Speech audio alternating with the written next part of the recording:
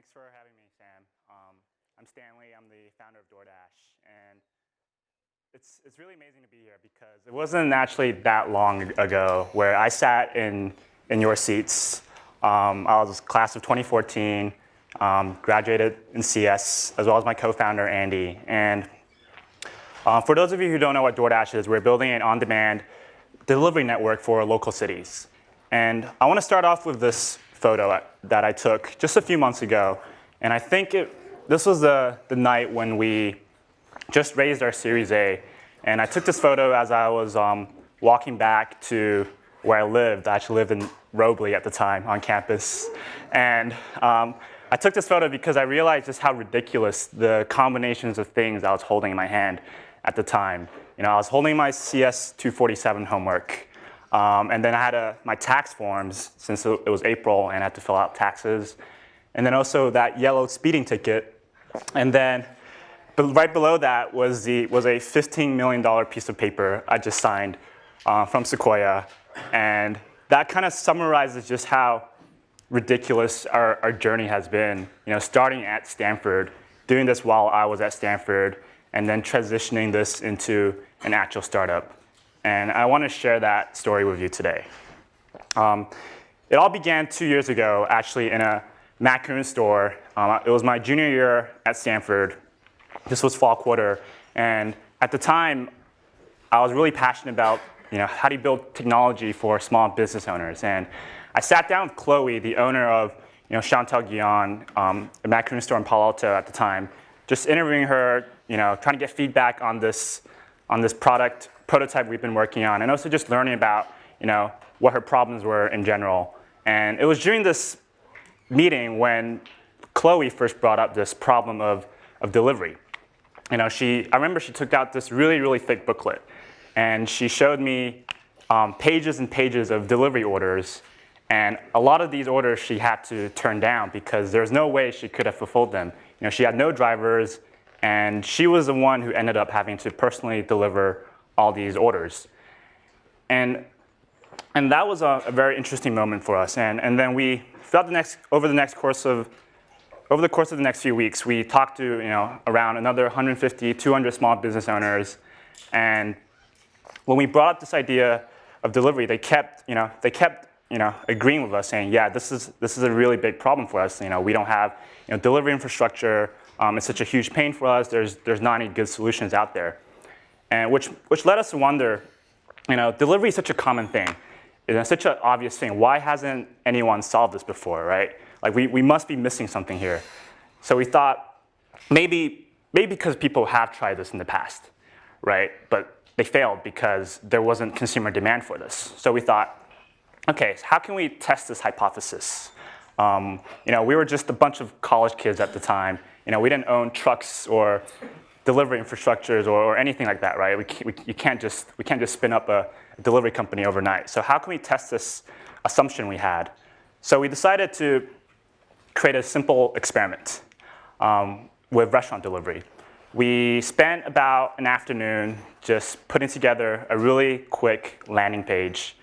And when I went on the internet, I found some PDF menus of restaurants in Palo Alto, stuck it up there, and then had a phone number at the bottom, and which was our personal cell phone number, actually. And that was it. We put up the landing page. We called it paloaltodelivery.com. And this is actually what it looked like. Super, super, simple, ugly. Like, honestly, we weren't really expecting anything. We just launched it. And all we wanted to see was, would we get phone calls from this? And if we got enough phone calls, then maybe this delivery idea was something worth pursuing. So we put it up there. We weren't really expecting anything, and we were driving back home, and all of a sudden we got a phone call. Someone called. They wanted to order Thai food, and we're like, oh wow, like this is a real order. We have to do something about it, right? So, so we're in our cars, and we're like, okay, like we're not doing anything right now. Might as well let's just swing by, Siam Royale, pick up some pad thai, and let's deliver it to this person, and let's try to learn how this whole delivery thing works. And we did. We delivered to this guy, up in Alpine Road, I remember. He told us I was asking him, oh, how did you hear about us? What do you do? He told us he was a scholar. And then he handed me his business card, and it said he was the author of a book called Weed the People. And that was like our first ever delivery, right? It was like the best first delivery / worst delivery you could have asked for. We couldn't make this stuff up. And then the next day we got 2 more phone calls. The day after that we got 5, and then it became 7, and then it became 10. And then soon we started gaining traction on campus with PaloAltoDelivery.com, which was pretty crazy because think about it, right? This was a landing page. You had to look up PDF menus to place your order, and then you had to call in.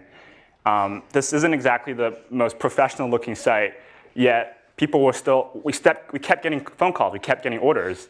And that's kind of when we knew we were onto something. When people are willing, like we knew we found a need people wanted when people are willing to put up with all this. So I think another key point to remember is that we launched this in about an hour, right? Like we didn't spend, we didn't have any drivers, we didn't have any algorithms, we didn't spend, we didn't have a backend, we didn't spend 6 months building like a fancy dispatch system. No, we didn't have any of that. We just launched. Because at the beginning, none of that is necessary, right? At the beginning, it's all about testing your idea, trying to get this thing off the ground, and figuring out whether this was something people even wanted. And it's okay to hack things together at the beginning. At YC, there's a mantra we like to talk about is doing things that don't scale. So at the beginning, we were the delivery drivers. We would go to class, and then after class, we would go deliver food. We were the customer support. Like I sometimes had to take phone calls during lecture.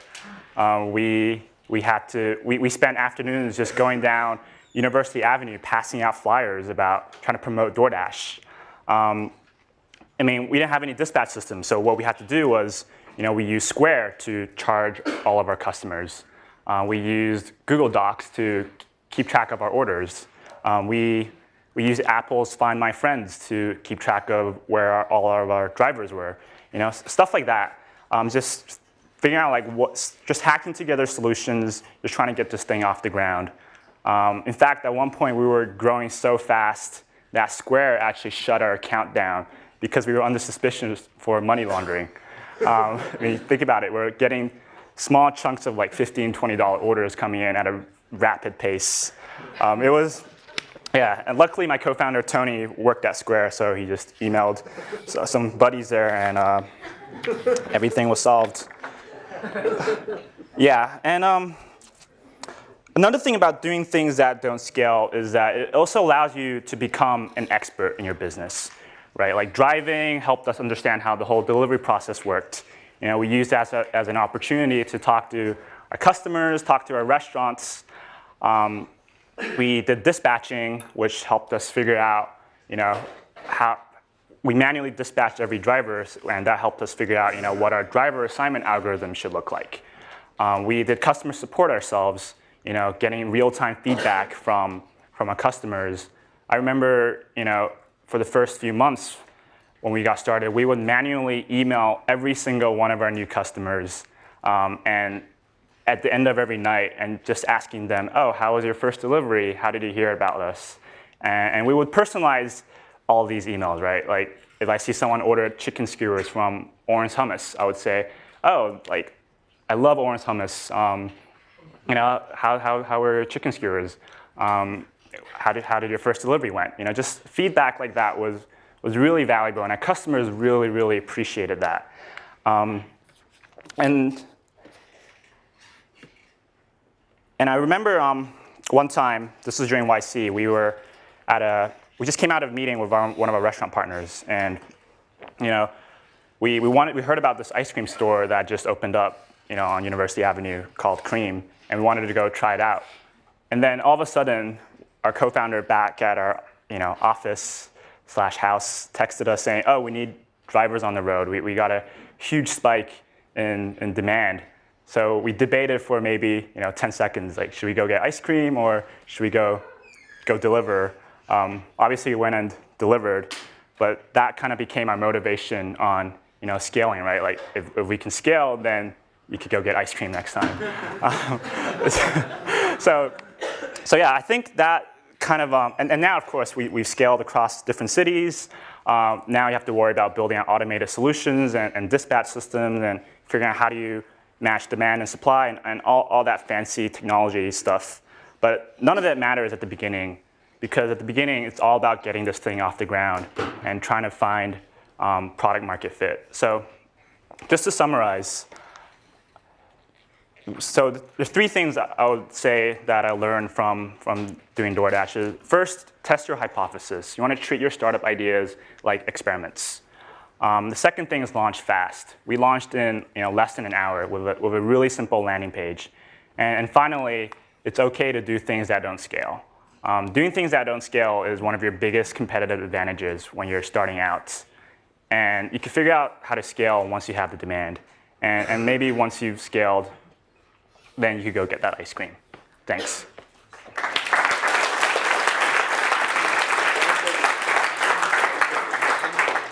Sure. How did your first customers hear about you? Yeah, so the question was, how did our first customer hear about us? Our very first one, I have no idea. We just launched PaloToDelivery.com. We didn't do any marketing.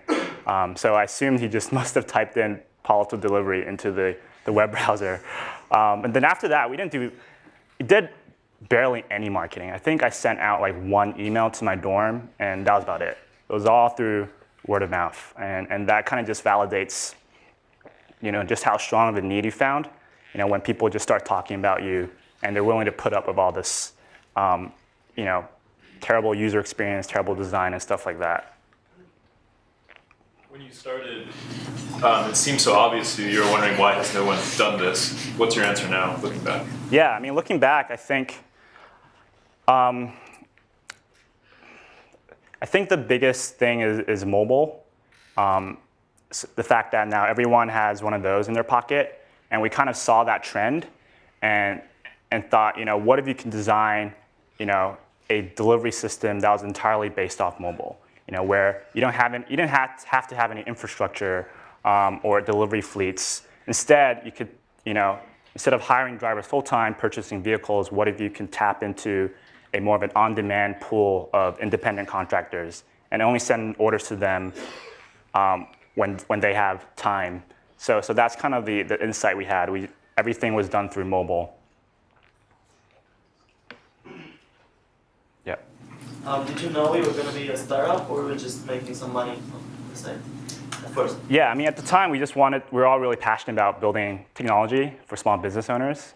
And honestly, this delivery thing came out of an experiment, right, with the landing page. Like, it was literally an experiment. We weren't expecting anything, and it just took off, and we went with it. And logistics was always something we were really passionate about as well. Like logistics, transportation, and it's kind of the perfect fusion of, how do you help small business owners through delivery? Back, yeah. Do you launch the mobile app first or the website? And how long did it take from idea to the first launch? Yeah, we started with this landing page right here. Took us an hour to launch. How does Doordash stand out in a space filled with Block, Postmates, and Seamless and other companies? Yeah. Yeah, the question was, how does Doordash stand out among a very competitive space? I mean, in the beginning, for us, consumer demand has never been the problem, even up until now. So for us, it's just about finding a need and just focusing on serving that demand. So in the beginning, competition doesn't really matter when you're getting started. How long did it take to incorporate into a company after your first delivery? Yeah, question was how long it took for us to incorporate into a company when we went through YC. So we launched in January 2013, and then we did YC that very summer, and we when we decided to take this idea through YC, we incorporated it. Stanley, let's do one question. One more? Yeah, you. What do you plan to do next, or where do you plan to go with this besides like food delivery? Yeah, I mean, the question was where do we plan to go beyond food delivery?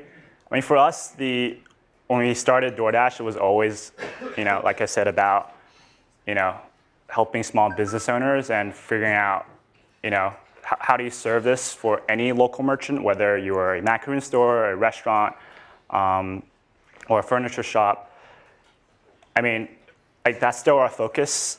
That's like the long-term vision. For now, we're just focused on restaurant delivery as a way to scale. But ultimately, that's where we want to end up in. Cool. Thanks.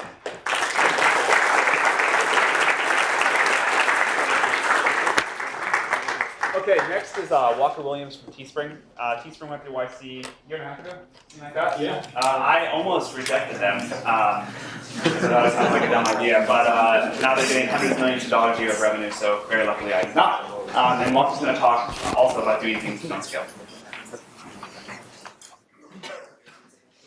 All right, thank you guys for having me. My name is Walker. I'm the CEO and founder of Teespring.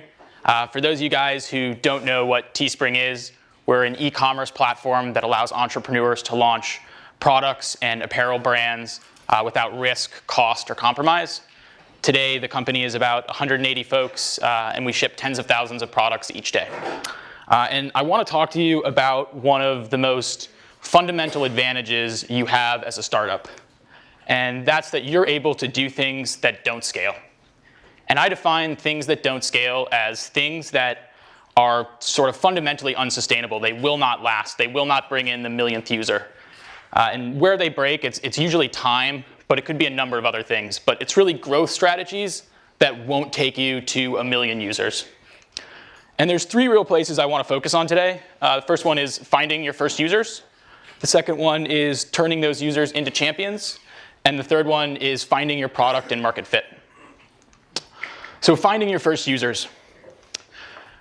The first thing you have to understand is that there is no silver bullet for user acquisition. Everybody, and this includes me when we got started, you look for that dream solution, that pay-per-click campaign that has tremendous ROI, some accelerating partnership that's going to springboard you into the stratosphere, an affiliate agreement, something that solves it for you. But the reality is, for the vast majority of companies, and in fact for every company that I've had the chance to speak to the CEO of, that's just not possible. Those are unicorns, and most of the companies that from the outside look like they've had this dream growth curve, the reality is that those first users were impossibly hard to get.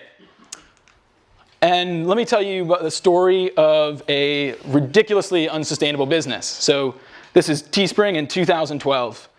When we first launched, the business couldn't have looked worse. It took days of meetings. We had to offer free design, days of revisions back and forth. We'd have to launch the product ourselves. We'd have to do the social media, all to sell like 50 shirts for a local nonprofit and generate $1,000 of revenue.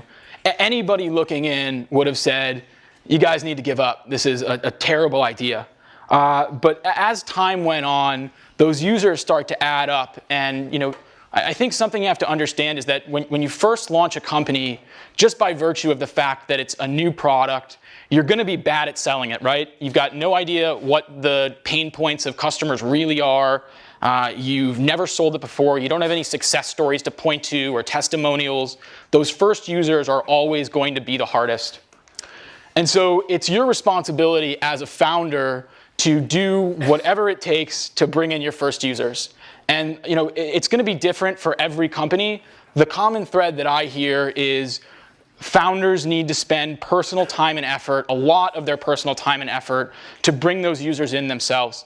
It could mean a number of things, everything from sending 100 emails a day, getting on the phone and just calling as many people as you can, going through a network, if you have a network like Stanford or y-combinator, anything you can do to get that first user. And I really equate it to pushing a boulder up a hill. And if you think of like a very sort of smooth hill, when you get started, the incline is the steepest, and those first inches are the hardest. And over time, as you get farther and farther, the incline steadies out, it gets easier, and hopefully, eventually you reach a point where you're at the top of the hill and the boulder starts to roll on its own. And so those first users, you just cannot focus on ROI in the sense of time. Do not expect to spend an hour and return thousands of dollars. Maybe Stanley is one of those unicorns. That was a pretty incredible story. But for most of us, those first users are going to take a lot of hand-holding, a lot of personal love. And that's okay. That's essential for building a company. And the one sort of caveat of that is that I don't recommend giving away your product for free. And there's plenty of exceptions to this rule.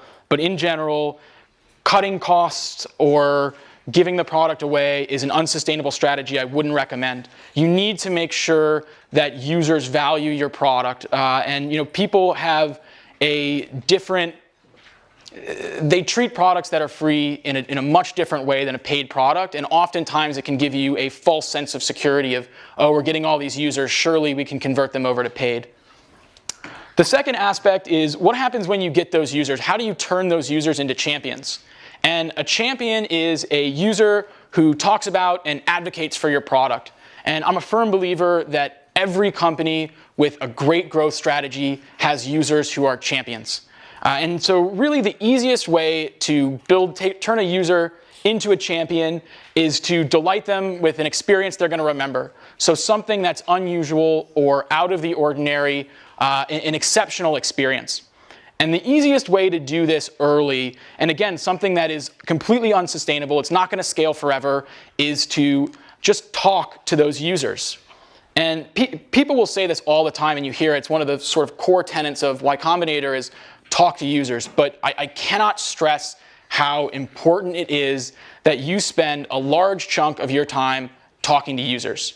And you should do it constantly, every single day, and as long as possible.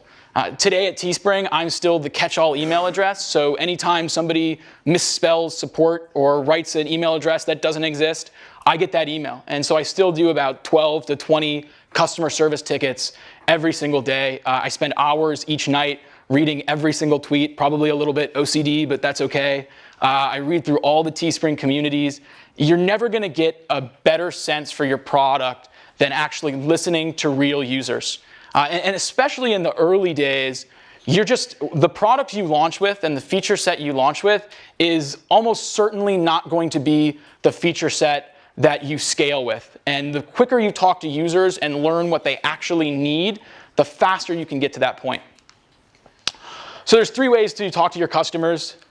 You can run customer service yourself. Up until Teespring was doing about $130,000, $140,000 a month. My co-founder, Evan, and I did everything in customer service.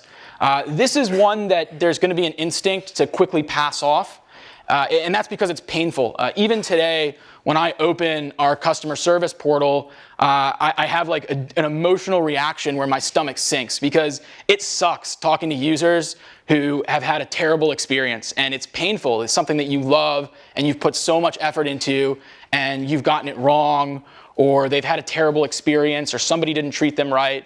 But it's so important that you go through that and learn what you need to build, what you need to fix. The second step is to proactively reach out to current and churned customers. And churned customers are customers who have left. And this is one that often falls by the wayside in sort of the pursuit of new customers. But you want to make sure that your customers are having a consistent, good experience. You don't want to just leave those current users as sort of, you don't want to take them for granted. And then when a user actually leaves your service, you want to reach out and find out why. Both because that personal outreach can make the difference between leaving and staying. Sometimes people just need to know that you care and it's going to get better. And because even if you can't bring them back, there's a chance that you can learn from the mistake you made that caused them to leave and fix it so you don't churn users out the same way in the future. And the final one is, again, the one that I'm probably too OCD about, but it's social media and communities. You need to know how people are talking about your brand. You need to reach out and make sure that when somebody does have a bad experience and they're talking about it, that you make it right. Problems are inevitable. in startups. There's going to be issues. You're not going to have the perfect product. Things are going to break. Things are going to go wrong. That's not important. What's important is to always make it right, to always go the extra mile and make that customer happy. One detractor who's had a terrible experience on your platform is enough to reverse the progress of 10 champions. It's all it takes is one person out there to say, no, you shouldn't use those guys for X, Y, and Z reason, to ruin a ton of momentum. So even if it's, there's examples in the early days where we would mess up massive orders. We'd print the color slightly wrong. It would be the wrong size. And it would be like half of our GMV for that month. And we would know we got it wrong. The customer would be unhappy. And sort of this instinct is, well, it's only a little bit off, or it's not completely wrong. It'll be fine. But the reality is you just got to bite the bullet and make sure that it's right. And those customers, the customers that are often originally the most frustrated, tend to turn into the biggest champions and the longest term users. And the last one I want to talk about is finding product and market fit. And what I mean by that is that, I mentioned this earlier, but the product you launch with will almost certainly not be the product that takes you to scale. And so your job in those early moments, in those early days of a startup, is to progress and iterate as fast as possible to reach that product that does have market fit. And as engineers, your instinct is going to be to build a platform with beautiful, clean code that scales, right? You don't want to write sort of duct tape code that's going to pile on technical debt. But you need to optimize for speed over scalability and clean code. And sort of an example of this is in the early days, we had a couple enterprise customers come to us, sort of bigger nonprofits, and say, hey, we really like your service, but you're missing these fundamental things, so we're not going to use it. And we looked at sort of what it would take to build out those features, and we weren't sure they were going to work long term, but we wanted to try it. And my co-founder, Evan, who is our CTO and a million times better developer than I am, sort of ran the math and figured out that if we did it the right way, it was going to take about a month to build out these features. And in a startup, a month, you live in dog years. A month is a year, and that just wasn't going to do. So he actually went out, duplicated the code base, duplicated the database, and was able to basically build a completely different product that he didn't have to worry about the existing users for to serve these enterprise customers. We gave them the tool, they onboarded, they generated a lot of revenue. Eventually, we learned what features were core, and we integrated them into the core product. But what would have taken a month, we were able to do in 3 to 4 days. A great rule of thumb is to only worry about the next order of magnitude. So when you have your 10th user, you shouldn't be wondering, well, how are we going to serve 1 million users? You should be worried about how are we going to get to 100. When you're at 100, you should think about 1,000. It's one of those things where necessity is the mother of invention, of all inventions. So when you hit that breaking point, like the Twitter fail whale is a great example. And Teespring, there were month stretches where every single night the site would crash, every night and during the day. And every single person on the team would go to sleep with their phone on loud under their pillow so that inevitably when the buzzer went off, you could quickly get up, restart the servers, and go back to sleep. And this would happen daily. But the reality is that it was worth it. And you'll end up with these huge pain points and all this technical debt and regret. But it's worth it just to get to that end goal and that product fit faster. You will make it work. You will survive. Those sort of bumps are just speed bumps, and speed is so, so important early. So the lesson that I've been learning lately is, you want to do these things that don't scale as long as possible. There's not some magical moment. It's not the Series A. It's not when you hit a certain revenue milestone that you stop doing things that don't scale. This is one of your biggest advantages as a company. And the moment you give it up, you're giving your competitors that are smaller that can still do these things that advantage over you. So as long as humanly possible, as long as it is a net positive, you need to be spending time talking to your users. You need to move fast in development, as fast as possible, but don't give it up willingly. It should be ripped from you. And so sort of trying to practice what I preach, I want to give you guys my email address. If you guys have any questions, if you want to learn about Teespring, if you want to print some t-shirts, fingers crossed, just shoot me an email. I'd love to help and I'd love to speak to you. And the last thing is we've created an official How to Start a Startup tee with Sam, and all proceeds are going to WotC. I couldn't miss this opportunity to sell.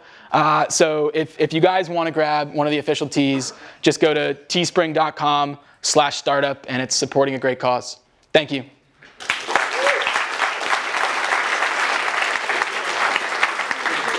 Sure. Go ahead. Yeah. The t-shirt printing business, it seems like it has a lot of competition. So what made you, what convinced you to think this is a viable market, even when it's going well initially? You know, so the question was, the t-shirt printing business has a lot of competition. What would convince us to get into the market? I think there's two factors to it. So first, I completely agree. From the outside, people have been telling us that this is a silly idea since day one. And sort of at every order of magnitude we reach, people will come and say, hey, that's a terrible, terrible idea. Why are you doing that? But the reason that we launched Teespring is because we ran into a personal pain point where we had a need and we looked at the current solutions. I was a student at Brown and I was trying to create a Remember the Bar shirt for a dive bar that got shut down. And I realized that nothing matched my needs. And so because I knew that I had that pain point and I knew there was market fit and I had seen people adopt the product, I knew there was something there. And it was also one of those things where you can sort of feel you can sort of feel the wind on your back, where people are adopting the product quickly. The pain point is clearly there. It's not a met need. So I would say that oftentimes great ideas start by looking like silly ideas, and then you can sort of feel out whether or not there's a scalable business here by how people are adopting it. Is it possible to bring customers aboard? Sure. Are nonprofits your biggest customer base? No, you know, today our biggest customer base are entrepreneurs who are trying to build brands and businesses. You know, we have a little over 1,000 people that make their full-time living on Teespring today via brands they've launched. And the other side is influencers. So YouTube stars, Reddit communities, bloggers who want to add product, merchandise as a way to sort of create a brand and monetize that affinity. So those are our two biggest markets. We still do work with a lot of nonprofits and love working with them. It's still a part of our business, just not the majority. Thank you. Yeah.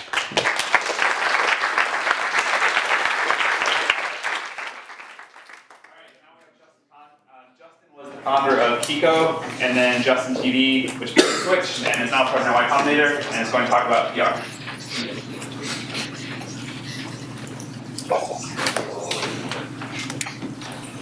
Cool. Well, while I wait for the slide to happen, I started a bunch of startups, but I think you've heard a lot of awesome, kind of how did I get started stories. So I'm going to talk about something very specific that people always have questions with, which is press, and like how do you get it? How does it work? It's something, this is kind of like an abridged version of what we talk about at y-combinator, and hopefully you guys will find it helpful. So, a lot of people, I think when they first get started with entrepreneurship, think about getting press and being in the press as something that happens magically. They think about it as like something that, journalists are like out there, like trying to find the best stories and really, like discover it's like a meritocracy. Which is like absolutely not the case. So before you think about press, one of the things you really want to think about is who you want to reach and like what's your actual goal, right? A lot of people, like I know when I got started, I wanted to just be in the news because I thought that's what like you did as an important company. And it turns out if you don't have any goals, you're not going to achieve them, right? I mean, that's true of like pretty much everything. And with press, if you just like aimlessly want to be covered, it's not really going to do anything for your startup. So getting like in the news is nice because you can send it to your mom and say, hey, I have a real job. Look, we're in the New York Times.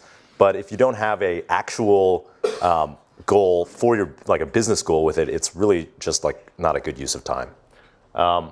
So there's many different goals. One example is, you might want to, with Social Cam, which was a spinoff of Justin TV, it was like an app that was kind of like video Instagram, and our goal was really to be known as like a video like Instagram app and like be thought of in that context when it was time to pitch our like Silicon Valley investors and influencers. And so we really wanted to get in like tech press and kind of be positioned as this like new hot social app.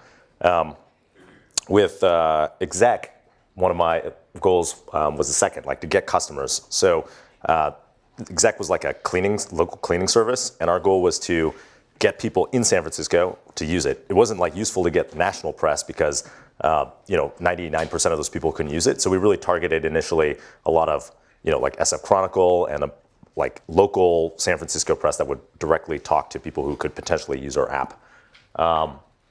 For Twitch, which is probably the thing that you guys mostly know, it was Twitch was a ESPN for gaming, or kind of like a live streaming community of gamers, and our goal was to, with press, was like to reach the gaming industry, because like when we started, now it's like 55 million uniques and like people in the gaming industry know about it, but when we started, nobody really knew that like it was a place to advertise, and like it wasn't like known as like a we were a very nascent small gaming community, and our goal was to like get people in the gaming industry, whether they were developers or advertisers, to think about us as like an important place where like influencers were. So we really targeted industry trades and game dev blogs and places where like gamers were, GamesBeat, stuff like that the industry was reading.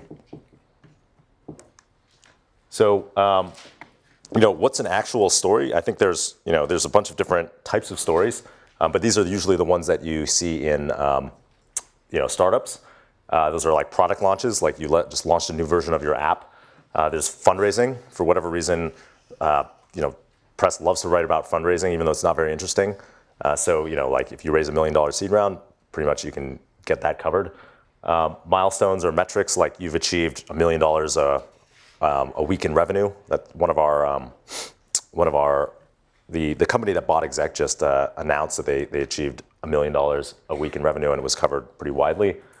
Like business stories, which generally happen when you're like already a successful company. Someone like a New York Times or New Yorker business magazine will like want to cover like kind of the story of your startup. Usually you don't have to worry about that in the beginning. What I like to call stunts, which are like, I don't know if you guys remember, but a couple of years ago, this YC company called WePay dropped a block of ice with money frozen in it outside of the PayPal, like a PayPal developers conference, because they were like, PayPal was like in the news for freezing, like various developers' accounts. And so that was like widely covered because it was just so, kind of an interesting thing, and it really, it got them in the story, right? They wouldn't have been talked about in the context of PayPal at all, really. Hiring announcements, if you're a big enough company and you hire someone really important, people will want to cover that. And then contributed articles, like you writing some sort of industry overview or some opinion piece in like maybe a tech blog or said like that.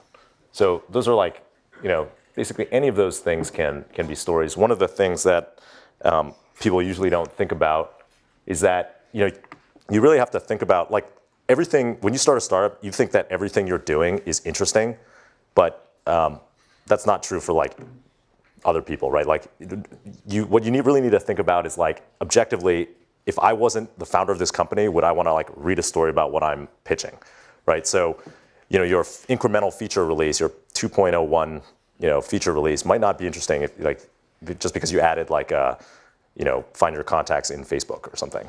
Like you really want to take a step back before you invest the time in like actually trying to pitch a story and think, will anyone actually want to read this? Because what people are, journalists and bloggers are looking for is things that people actually want to read, right? The other thing is like you don't actually have to be very original. Your press and news doesn't have to be original.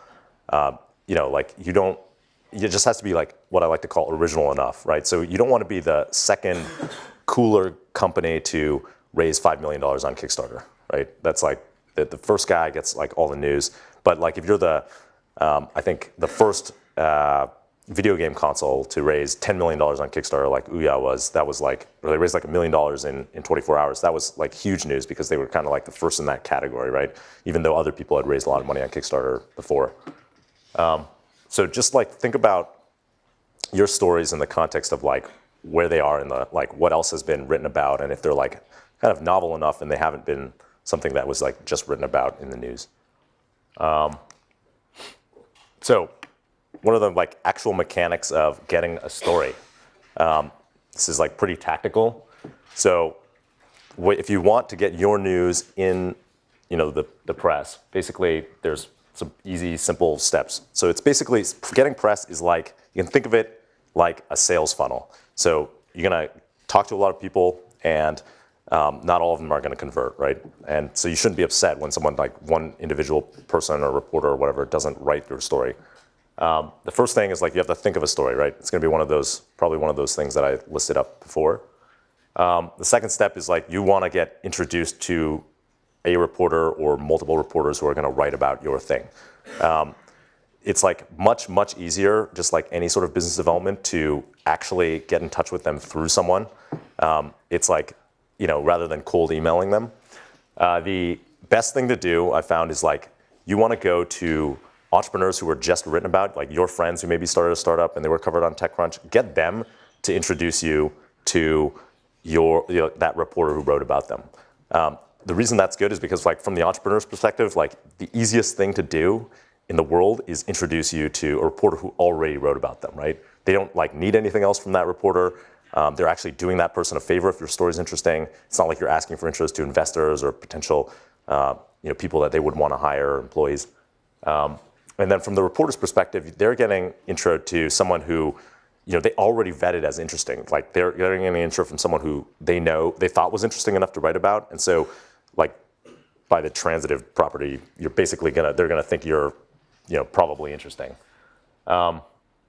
So you get like an email that's like, from this guy that introduces you to the reporter, and you want to get in contact with them with enough time that you can actually get them to like write a story, probably a week in advance or more, because they're not going to like drop everything they're doing to just write about your news. So a lot of people, especially first-time entrepreneurs, will come and say like, "Oh, Justin, I'm launching this product tomorrow. Like, can you get me in this, TechCrunch or something?" And that's like probably not going to happen unless you already have a relationship. The best way to do it, the best thing to do is like give yourself some lead time, get that intro in advance, and then so then you should. Like once you've set a date for your news to go out, you're going to launch your product like in 2 weeks. You have this intro. You set up some sort of meeting, and you really want to get the reporter to like invest time and effort in you, right? Because they don't there's like kind of a sunk cost fallacy at play. Basically, the more time and they spend with you, the more likely they are to like actually write something. So the best thing to do is get like a face-to-face meeting, right? Lots of people, report bloggers, actively don't want to meet you face-to-face, but like if not that, then get like a phone call, right, and get on the phone with them. The worst thing to do is like just have an email exchange, right, because it's very easy for them to like forget about it, ignore it. So you want to like actually try to get in contact with them, set up a meeting. Okay, so then the next step is actually pitch them. What I usually do is actually write out all my news, like the story that I would want to see published, like in bullet points, and I will write out the story, my ideal story, and I'll memorize it, like the entire set of bullet points. And when I have a conversation with them, if it's in person, I'll like walk them through this. Like I'll have a conversation that's like structured like my outline, and they'll be like taking notes, right? And then they'll go and transcribe those notes into a story. And so it's like what I wrote will eventually be translated into a actual story. And by preparing, you can actually much more easily control the conversation and not forget critical things like mentioning your co-founder's name, or like what all the features in your awesome app are. If I'm doing this like on the phone, I will like have these bullet points in front of me, and I will make sure to like walk through a conversation that includes all of those things. So you do that. You have a pitch. They take notes. They're going to write the story at this time, and then the next thing is like follow up, like a couple days or a day before your actual news goes out. You want to send them an email that says like, this is the time we're launching the app. Like, thanks for meeting. Here's like collateral, like if you have like a video or photos or something you want them to include, screenshots, like how to spell your co-founders' names and your name. Just like include all the information that I really care about, and I bold it, right? And then that's it. then hopefully the day comes, you press submit on their release to the App Store, and at the same time, they release their article on TechCrunch, and you are famous. Okay, so a lot of people ask us about PR firms. So, I think in the beginning, it's kind of like everything else you do at a startup. You want to do it yourself before you hire someone else to do it.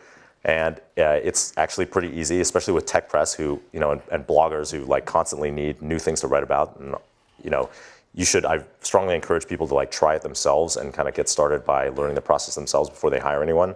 One thing I'll say is that like firms can only help you with like kind of the contacts and the logistics, but they can't help you know what's interesting about your company, or I've never had anyone who's been able to tell me what the stories that I'm producing are. They've only been able to tell me, like here's a list of reporters that you might want to contact. So, you really have to be responsible for thinking about like what's interesting about your company and what are you doing, what's the roadmap of interesting things that you're working on. They're also really expensive. I think we were spending between $5,000 and $20,000 a month, which is like, for various firms, that's a lot for a startup, right? It's generally not a good use of money, I would say, especially in the very early days. Getting press is a lot of work. So you should really make sure it's worth it. Like I said, getting press doesn't mean, it feels like it's like a vanity metric, right? It feels like you're being successful because lots of successful companies, like Google and Facebook are covered in the press all the time. But it doesn't actually mean you're successful. It doesn't, actually give you, mean that you're making money, you're getting users, you're making those users happy. Sometimes it's a really good strategy for getting your first 100 or 200 or 1,000 customers, but it's really not a scalable user acquisition strategy. So it's something that's really just like a bootstrap. You can't just get infinity articles written about you. Eventually people are going to get tired of hearing about your company, and usually that happens pretty quickly, right? The whole point about news is it's new, and so it's pretty hard unless you're Google to get covered in the press every week, with something. If you decide it's worth it though, you do want to have a regular heartbeat of news. So that's something where you're planning out those types of what you're thinking about what you're doing that matches those maybe 7 story types in the future. And when I was working primarily on marketing and PR, it would be I would make a schedule on a calendar of when we're going to launch things and make sure to space them out, but have them appear at regular intervals so that people wouldn't forget about us. And we could kind of maximize our coverage. And you really want to keep your contacts fresh. It's really a relationships business. So once someone writes about you, you should keep going back to them for more, for writing about, to write about you in the future. It's kind of like, when basically people, you're more likely to do something for someone you've already done something for. You really if you just, I would try to establish good relationships with a couple reporters over time that you can go to break news, and it will come in handy later if you ever are in the position, if you're fortunate enough to be in the position where people are writing negative things about you, having relationships will help you, kind of get your side of the story out. And the last thing is it's kind of golden rule really, or maybe more of a pay it forward really applies here. You should help your fellow entrepreneurs get coverage because they will help you get coverage. The best way to get covered is really through these warm introductions. And so, whenever I'm meeting with reporters, I always help throwing out the names of other things that I think would be interesting stories for them. And usually that comes back. The reporters like it because it's helping them find interesting stories, and you're more likely to get leads back from those entrepreneurs that you help out. So if you're interested in learning more about press, here's 2 resources that I really liked.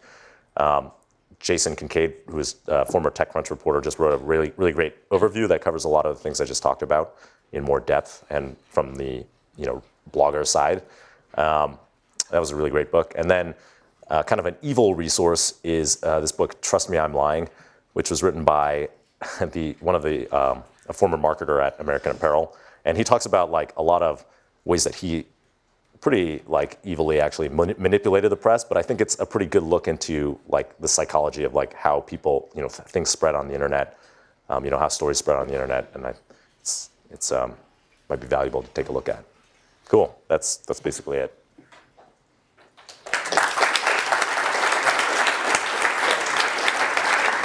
One question? Just one? Two. Okay, 2 questions. Or 0 questions. When is the right time to start worrying about price altogether? When is the right time to start worrying about press altogether? I think it's a really good way. Like if you just, the first time I launched, my first products in our first startup, for a lot of them we got like 0 attention, and we didn't really know how to even get 100 users. I think it's a really fine way to get 100 users, and a lot of companies in YC, when they first launch their product, will encourage them to get out and just do one TechCrunch story to like get a few people to see it. And it's good to get in the practice. I wouldn't like obsess over getting like coverage in multiple outlets or anything like that in the very beginning. All right, anything else? There. It seems like the biggest story about Twitch was the Pokemon thing. Yeah. So like how much of a role did you guys actually play in getting that out in the press? Or was that just like, oh shit, like this blew up, awesome? So Twitch had this thing called Twitch Plays Pokemon, where developers set up like a Pokemon like Game Boy game that was controlled by chat. So millions of people would be typing in A or B, and like the character would wander around aimlessly. And that was like a huge news story. And I think that what we did was, there's a couple of parts. One, we set the stage by having other news stories so when someone from the BBC would Google like Twitch and be like, what is this crazy thing that everyone on Reddit is talking about? They would like have some context. The other thing is like, we didn't come up with the idea for Twitch, right? That was like fortuitous, but we helped like give it legs by, making the company available to talk to the reporters and suggesting follow-up stories about like, there were stories not just about Twitch Plays Pokemon because 100,000 people were watching this Pokemon game, but because, it finally like, there were stories when they beat the game, and there were stories when they launched Twitch Plays Pokemon, Crystal or whatever the next Pokemon version was, and like, so we kind of gave that story like a little bit more legs, but we didn't, originate it.